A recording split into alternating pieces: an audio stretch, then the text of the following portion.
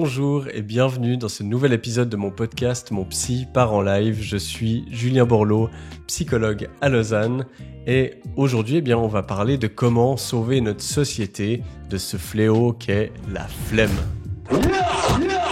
Comme d'habitude, je le précise déjà, si vous appréciez ce podcast, n'hésitez pas à le partager autour de vous, à mettre des commentaires si vous le regardez sur YouTube, à vous abonner, à mettre des évaluations sur les plateformes de podcast, sur Spotify ou Apple Podcast. Ça m'aide vraiment à le diffuser. Donc merci de prendre quelques secondes pour le faire. Vous aurez tout mon amour. Pourquoi est-ce que j'ai envie d'aborder ce sujet aujourd'hui ? Eh bien, c'est parce que de plus en plus dans mon cabinet, sur les réseaux sociaux, je vois un phénomène qui est que les gens ont la flemme. Ou même sans déterminant, ça devient une expression qui est de plus en plus utilisée, où la réponse c'est « Ah, mais est-ce que tu as envie de faire quelque chose ?» Non, flemme. Et ça, c'est quelque chose que je vois chez les jeunes, mais chez les moins jeunes aussi. Et puis, à force de l'entendre, eh bien, je me pose des questions. Et c'est un sujet que finalement, je trouve hyper important d'aborder, parce que pour moi, il y a vraiment un risque pour notre société, pour les générations actuelles et futures, si on n'enraye pas ce problème de la flemme. Alors, si ça vous saute pas aux yeux, pourquoi est-ce que d'avoir la flemme et d'utiliser cette phrase et cette excuse pour justifier de ne rien faire, eh bien, c'est un problème. Si pour vous c'est pas clair, en fait, c'est un problème parce que ça nous enferme dans une apathie où la moindre interaction sociale, la moindre action devient une source de fatigue, d'effort, et puis qu'on n'a plus du tout la force pour faire quoi que ce soit. Et puis ça nous amène à simplement nous renfermer chez nous, à ne plus sortir, à ne plus rien faire. Moi, c'est quelque chose qui m'inquiète beaucoup et j'aimerais qu'on décortique ça ensemble aujourd'hui pour savoir un petit peu d'où vient la flemme. Eh bien, selon moi, la flemme dont beaucoup de gens parlent en ce moment et que beaucoup de gens ressentent, elle est grandement due à notre société qui est remplie de gratification instantanée. Alors, qu'est-ce que c'est la gratification instantanée ? Eh bien, c'est le fait qu'il n'y ait pas de délai ou de très court délai entre une décision, une action et le résultat, la récompense. Alors, dans quel contexte est-ce qu'on peut observer cette gratification instantanée ? Eh bien, c'est typiquement les réseaux sociaux. Il suffit d'ouvrir son téléphone pour tomber sur des femmes ou des hommes à la plastique incroyable, pour voir des choses hyper distrayantes, drôles, fascinantes. Il y a plein de couleurs, il y a plein de choses qui se passent. Et donc, il suffit de sortir son téléphone, on ouvre une application et paf, on a une gratification. Pareil avec les commandes de nourriture, par exemple. Il suffit de sortir son téléphone à nouveau, d'appuyer sur 3 boutons et d'attendre 15 minutes sans aucun effort pour qu'il y ait quelqu'un qui sonne à notre porte et qui nous apporte un bon repas bien chaud et goûtu. Cette gratification instantanée, finalement, elle a été grandement augmentée par l'accélération de notre société où tout devient de plus en plus facile et de plus en plus rapide. C'est quelque chose qu'on a essayé d'améliorer, qu'on continue de chercher à améliorer, c'est de gagner du temps, raccourcir les processus, rendre tout beaucoup plus rapide, beaucoup plus facile. À la base, c'est censé pour nous libérer du temps. Sauf que ce qu'on voit, c'est que finalement, les humains travaillent toujours autant, mais simplement, on fait beaucoup plus, on cherche à faire beaucoup plus. Et finalement, on cherche à gagner du temps, mais est-ce qu'on en profite vraiment ? En fait, on voit tout l'inverse. Alors, quel est le problème avec la gratification instantanée ? Eh bien, sans aller faire un cours de neurosciences, on va parler de ce qu'on appelle les neurotransmetteurs. Les neurotransmetteurs, c'est des substances chimiques dans notre cerveau, dans notre corps, qui permettent de faire transmettre des informations et puis de choisir aussi quels circuits neuronaux vont être activés. On peut voir ça comme des playlists. Ça, c'est un mot que j'emprunte à un scientifique qui s'appelle Huberman, qui a d'ailleurs un podcast qui s'appelle le Huberman Lab, vraiment hyper intéressant.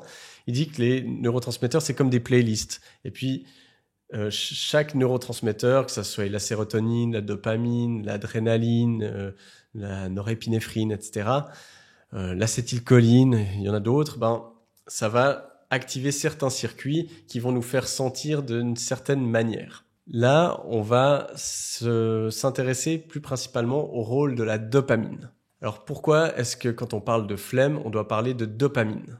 Eh bien, parce que c'est directement lié. Donc, en résumé, la dopamine, c'est quelque chose dont on parle beaucoup. C'est un neurotransmetteur qui est lié en partie au ressenti de plaisir, comme la sérotonine, mais qui sont deux choses un peu différentes. Alors, il y a une part de plaisir dans la dopamine, mais c'est aussi un neurotransmetteur qui est très en lien avec la motivation.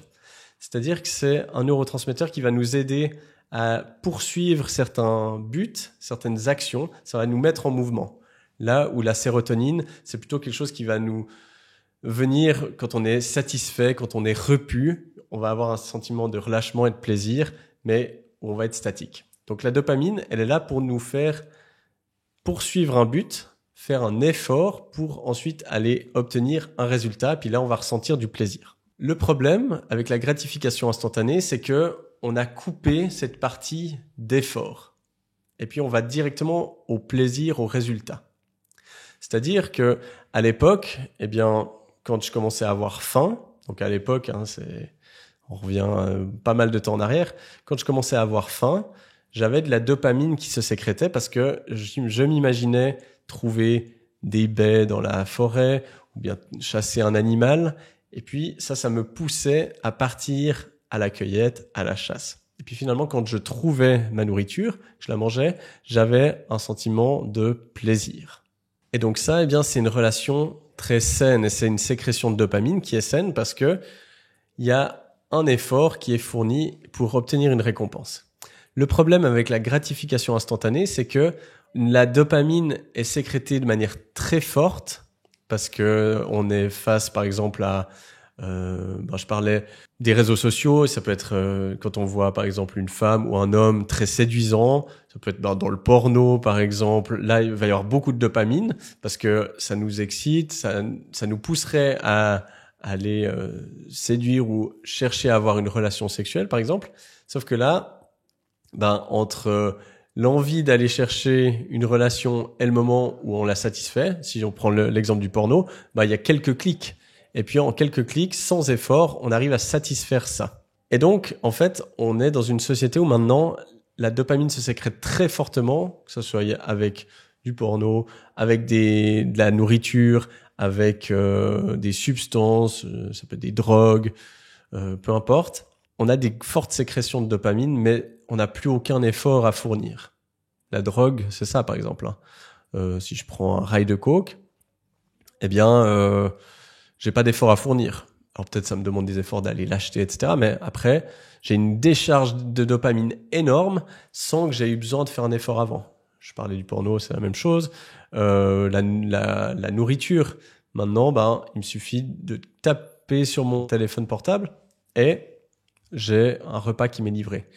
Et donc ça fait que au bout d'un moment, notre cerveau, il comprend que pour avoir ces décharges de dopamine qui lui sont très plaisantes, il a plus besoin de faire d'efforts. Et donc, n'importe quel effort, même le plus petit effort, devient du coup aversif parce que notre cerveau, il a intégré que non, pourquoi est-ce que je devrais faire un effort à la limite pour même obtenir quelque chose qui est moins plaisant que les autres choses qui sont accessibles sans effort. Et donc vraiment le problème, ça fait que ça nous met dans une apathie, un immobilisme vraiment puissant où ça nous devient même trop d'efforts d'aller se cuisiner quelque chose, de se lever pour aller chercher à boire, d'appeler quelqu'un ou d'aller en ville pour rencontrer un ami, de s'habiller pour aller faire du sport, ça devient trop. Et donc le risque, c'est que on s'enferme de plus en plus, qu'on ne fasse plus rien, et puis que on s'enferme simplement dans des plaisirs entre guillemets qui sont instantanés où on passe notre temps justement à scroller sur les réseaux sociaux. Ça, c'est un exemple de forte sécrétion de dopamine parce que on sait jamais ce qu'il y aura après. Et donc, on a une petite excitation de « Ah, mais qu'est-ce qu'il va y avoir? Est-ce qu'il y aura une jolie fille? Est-ce qu'il y aura un truc marrant? Est-ce qu'il y aura une action de sport passionnante ?» Et ça sécrète beaucoup de dopamine. Le deuxième problème est le lien qu'il y a entre la flemme et la sécrétion de dopamine. C'est que plus on a une sécrétion de dopamine qui est élevée, plus il y aura un crash derrière. Et donc, plus on va répéter des activités comme j'ai cité avant, les substances, le sexe, la nourriture, voilà, très sucrée par exemple, et ben, plus on va avoir des sécrétions de dopamine hautes, plus après on va être apathique. Et donc ça ne fait qu'accentuer le problème. Puis on va essayer du coup de demander toujours plus de dopamine. On va être dans des comportements de plus en plus stéréotypés et obsessionnels finalement. C'est ça qu'on voit dans toutes les addictions. On arrive à des comportements qui sont vraiment obsessionnels, hyper répétitifs. Alors, comment sortir de la flemme? Là, je vous ai expliqué pourquoi c'était un gros problème. Maintenant, je vais essayer de vous donner des pistes de solutions pour arriver à sortir de ces sécrétions de dopamine très élevées. Et je vous préviens, eh bien, ces solutions, elles vont pas vous faire plaisir. Parce que, vous l'avez compris, il va falloir lutter contre cet ennemi de la gratification instantanée. Et il va falloir chercher à s'isoler un maximum des plaisirs faciles, entre guillemets. Ça va vous permettre de retrouver en fait une ligne de base de sécrétion de dopamine qui est normale. Donc comment est-ce que on peut le faire? Eh bien là, il faut être assez drastique, c'est-à-dire limiter vraiment, voire annuler toutes ces sources. Donc limiter les réseaux sociaux au maximum, ou en tout cas limiter le temps que vous passez dessus. Ça peut être limiter les livraisons de nourriture à domicile ou carrément arrêter ça. Ça peut être, je parlais du porno, de l'alcool, toutes ces choses-là. Pareil, limiter ou annuler. Vraiment, vous mettre un peu en mode moine, si on veut, dans des environnements où il y a moins de stimulation, où ça va moins vite, où c'est moins distrayant. Alors je sais, ça vous fait pas forcément plaisir, ça me le fait pas forcément plaisir à moi non plus, mais c'est crucial si on veut sauver notre génération et notre société. Et ça, j'y crois vraiment. Eh bien, comment est-ce qu'on va réussir à sortir de la flemme? Eh bien, c'est en arrivant à remettre de l'effort dans notre quotidien, à remettre entre la récompense et où on en est, de mettre un effort. Et ça va nous permettre d'arriver à apprécier même de faire l'effort et pas d'attendre simplement le résultat. Plus on va réussir à apprécier le processus, à se dire que l'effort qu'on est en train de faire, c'est ça qui est important, c'est ça qu'on aime, eh bien, ça va nous remettre dans une relation saine à notre dopamine qui va être sécrétée à nouveau lorsque on poursuit un but et qu'on fait l'effort pour l'atteindre. Alors, comment est-ce qu'on fait ça?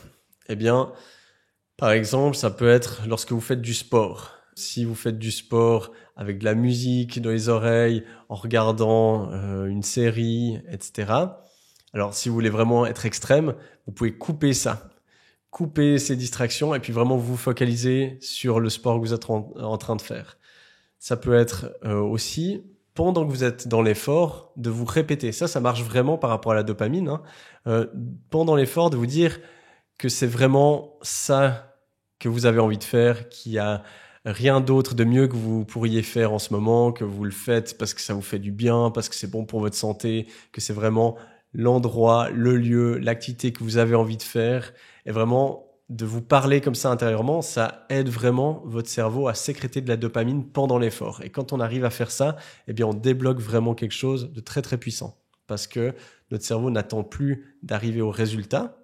Ah, c'est bon, j'ai terminé l'entraînement, je peux me relaxer. Il va sécréter de la dopamine pendant l'entraînement. Et ça, c'est hyper puissant. Un truc que moi j'utilise pendant mes entraînements, c'est quand je vois que ça devient dur, par exemple lorsqu'on fait des pompes, au lieu de me dire vivement que ça soit terminé, j'arrête pas de me dire, j'essaie de me convaincre, je me dis j'espère que on en fait encore 10 de plus derrière. J'espère que le coach va nous en faire encore plus.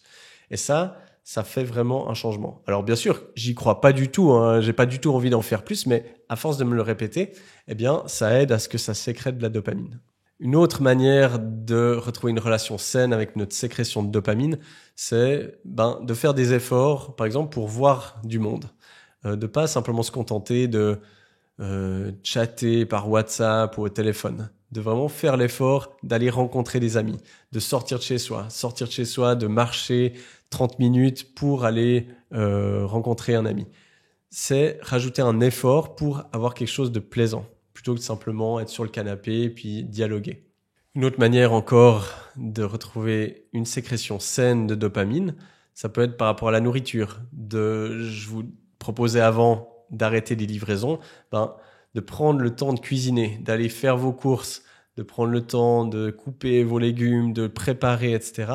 Eh bien, ça va vous aider à mettre de l'effort entre votre faim, le moment où vous avez faim, et le moment où vous allez manger. Il y aura un effort. Et ça, la dopamine, elle va être beaucoup plus sainement sécrétée parce qu'il y aura un délai, ce ne sera pas instantané. Ça, c'est hyper important. Et puis à nouveau, vous pouvez utiliser la même technique qu'avec le sport, c'est-à-dire que pendant que vous êtes en train de cuisiner, vous dire « Ah, mais yes, je prends du plaisir de faire que ça soit plaisant. » Vous pouvez mettre un peu de musique à côté pour que le moment où vous faites l'effort, il soit plaisant.